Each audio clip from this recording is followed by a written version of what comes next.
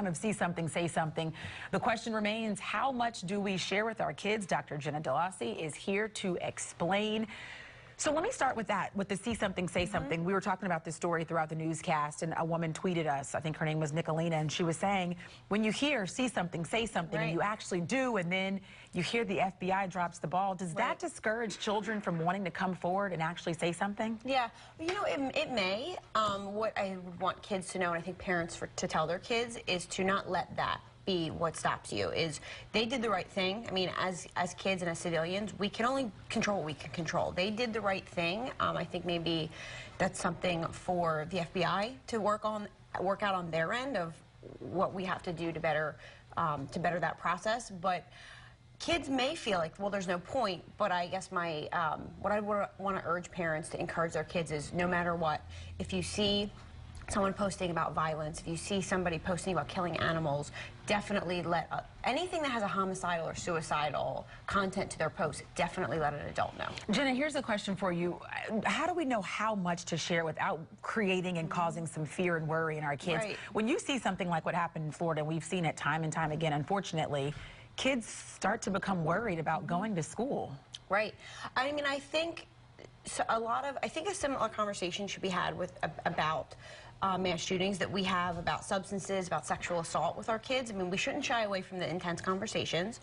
And we really want to do a balance of giving them some tools to look out for safety. So, for example, in this, like when you go into a school or you go into a movie theater, just, you know, be mindful of where the exits are. Not telling them to not go, because then that's fueling unnecessary anxiety. But some tips to just kind of be able to keep themselves safe or try to maximize their chance of safety. Just like we tell our kids with put a seatbelt on. Right. But at the end of the day, we all kind of have to live and tolerate with the uncertainty that every day we leave our house, we're risking our safety, technically. Technically, you're absolutely right about that. What signs should children be looking out for in their friends and their peers and their classmates or teammates that something might be wrong or there might be trouble brewing? So what the research shows as far as the top 3 things that are related to mass shooters, the things they have in common, is this cluster of a history of bullying, social isolation, and a history of violence, particularly violence against women. So not to say that any one of those variables, I mean, millions of kids are bullied and never harm anybody, but looking out for this cluster of personality traits or the history of the bullying, history of violence, and the social isolation, that recipe has been linked to mass shooters. Do you notice in your practice when something like this happens, or even the situation in West Oak Lane, it ended peacefully, but that frightens and panics parents and students alike, do you start to see more kids sort of want to come to you and talk about these things? That's a great question. I mean, it's because it's so fresh. Yeah, I think we live in a world where anxiety, our culture is very unfortunately promoting of anxiety. We're always worried, and there's always things to worry about.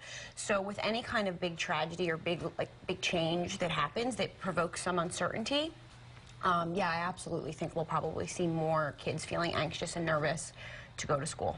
And it's good for parents to actually, I don't want to say buy into that, but you have to pay attention to it, because it could really be troubling your child. Right. Yeah, like I said, you want to do find this sweet spot between making them feel prepared that they have some tools to look out for their safety, while at the same time letting them know that it's important to still tolerate the uncertainty of you can only control what you can control, but we have to live our lives still. Okay, perfect. Jenna, thank you. You're welcome.